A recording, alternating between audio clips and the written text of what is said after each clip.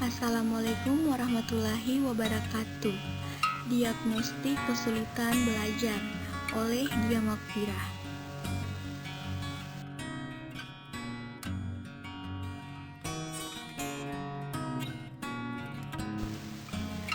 Pengertian pemerolehan bahasa. Pemerolehan bahasa adalah proses yang berlangsung di dalam otak anak-anak ketika dia memperoleh bahasa pertamanya atau bahasa ibunya. Pemerolehan bahasa biasanya dibedakan dengan pembelajaran bahasa. Pembelajaran bahasa berkaitan dengan proses-proses yang terjadi pada waktu seorang anak-anak mempelajari bahasa kedua setelah dia memperoleh bahasa pertamanya.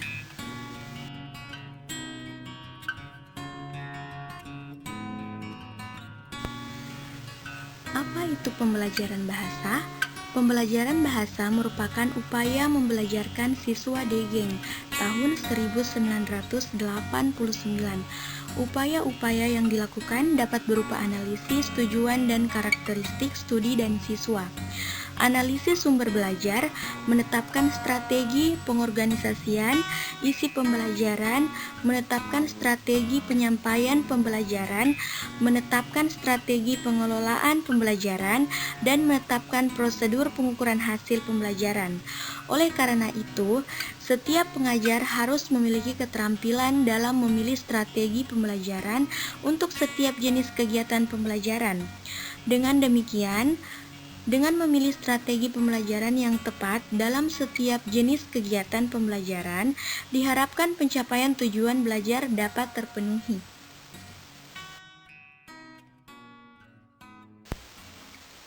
Teori pemerolehan bahasa. Ada beberapa teori pemerolehan bahasa yang menjelaskan hal ini, yaitu teori behaviorisme, nativisme, kognitivisme, dan interaksionisme. Keempat teori ini memiliki sudut pandang yang berbeda dalam menjelaskan perihal cara anak memperoleh bahasa pertamanya. Beberapa tahap yang dilalui oleh sang anak selama memperoleh bahasa pertama.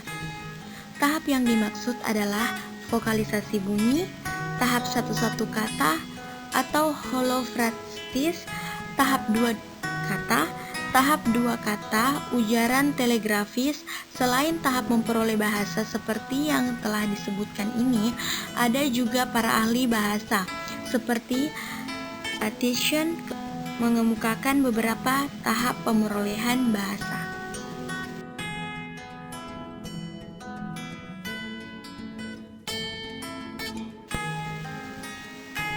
Faktor-faktor yang mempengaruhi kesulitan belajar. Faktor yang mempengaruhi kesulitan dalam belajar ada dua macam, yaitu yang pertama, faktor internal belajar. Faktor internal merupakan faktor yang berasal dari dalam individu sendiri, misalnya kematangan, kecerdasan, motivasi, dan minat. Yang kedua, faktor eksternal belajar. Faktor eksternal erat kaitannya dengan faktor sosial atau lingkungan individu yang bersangkutan, misalnya keadaan lingkungan keluarga, lingkungan masyarakat, guru, dan alat peraga yang dipergunakan di sekolah. Solusi dalam mengatasi kesulitan belajar. Yang pertama, tempat duduk siswa. Anak yang mengalami kesulitan pendengaran dan penglihatan hendaknya mengambil posisi tempat duduk di bagian depan. Mereka akan dapat melihat tulisan di papan tulis lebih jelas. Begitu pula dalam mendengar semua informasi belajar yang diucapkan oleh gurunya. Yang kedua, gangguan kesehatan. Anak yang mengalami gangguan kesehatan sebaiknya diistirahatkan di rumah dengan tetap memberinya bahan pembelajaran dan bimbing oleh orang tua atau keluarga lainnya. Yang ketiga, program remedial. Siswa yang gagal mencapai tujuan pembelajaran akibat gangguan internal perlu ditolong dengan melaksanakan program remedial. Teknik program remedial dapat dilakukan dengan berbagai cara.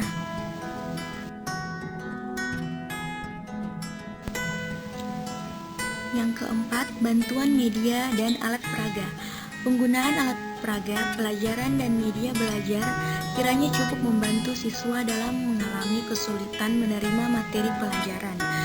Boleh jadi kesulitan belajar itu timbul karena materi pelajaran bersifat yang abstrak sehingga sulit dipahami siswa. Yang kelima, suasana belajar menyenangkan. Selain itu, yang tak kalah pentingnya adalah menciptakan suasana belajar yang kondusif.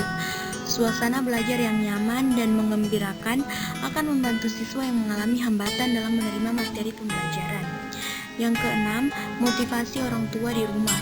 Anak yang mengalami kesulitan belajar perlu mendapat perhatian orang tua dan anggota keluarganya. Peran orang tua sangat penting untuk memberikan motivasi ekstrinsik dan intrinsik agar anak mampu memperoleh hasil belajar yang memuaskan.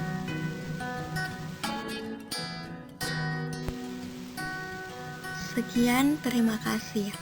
Wassalamualaikum warahmatullahi wabarakatuh.